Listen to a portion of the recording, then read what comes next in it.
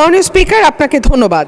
মাননীয় স্পিকার, বাংলাদেশের অর্থনীতির অন্যতম একটি স্তম্ভ বা পিলার হচ্ছে বিমা খাত। যে কোনো দেশে মূলত চারটি খাতকে অর্থনীতির প্রধান স্তম্ভ হিসেবে ধরা হয়। তার প্রথমটা হচ্ছে পুঁজিবাজার, যেটা নিয়ে কিছুক্ষণ আগে আমরা আলোচনা করলাম।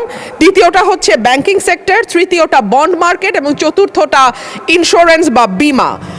বাংলাদেশের বিমা খাত নিয়ে যদি নির্মোহভাবে আমরা আলোচনা করি, তাহলে বিমা খাতের অবস্থা বলতে হয় খুব বেশি ভালো নয়। অন্যান্য দেশে বা উন্নত দেশে অর্থনীতিতে জিডিপিতে বিমা খাতের অবদান যেখানে 8 থেকে 10%, বাংলাদেশে সেইখানে মাত্র 0.4%। জিডিপিতে বিমা খাতের যে অবদান, এটা শুধু পরিসংখ্যান দিয়ে বোঝানো কোনোভাবেই সম্ভব নয়, এটা গ্রহণযোগ্যও নয়। বাংলাদেশের সমসাময়িক ও কাছাকাছি দেশের, এমনকি প্রতিবেশী দেশগুলো দক্ষিণ এশিয়ার মধ্যে জিডিপিতে আমাদের বিমা খাতের যে অবদান সেটি সর্বনিম্ন।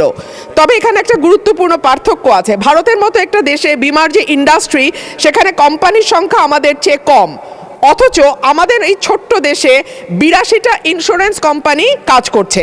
সাধারণ বিমা, জীবন বিমা সরকারি প্রতিষ্ঠানের পাশাপাশি বেসরকারি উদ্যোক্তারা যে বিমা কোম্পানি তৈরি করেছেন, তার মধ্যে জীবন বিমাও আছে বা সাধারণ ঘরানার বিমাও আছে। কিন্তু এত বেশি সংখ্যক কোম্পানি থাকার পরেও আমাদের দেশে জিডিপিতে বিমা খাতের অবদান এত কম, যেটার কোনোভাবেই গ্রহণযোগ্য নয়। এখানে হতে পারে যে এত বেশি সংখ্যক কোম্পানি হয়তো সেগমেন্টেড কাস্টমারদের নিশ মার্কেটিং করছে। যদি আমরা বলি, হয়তো তারা সুনির্দিষ্টভাবে বাছাই করা কিছু কাস্টমার বা বিজনেসের উপরে নির্ভর করে তাদের ব্যবসা পরিচালনা করছে।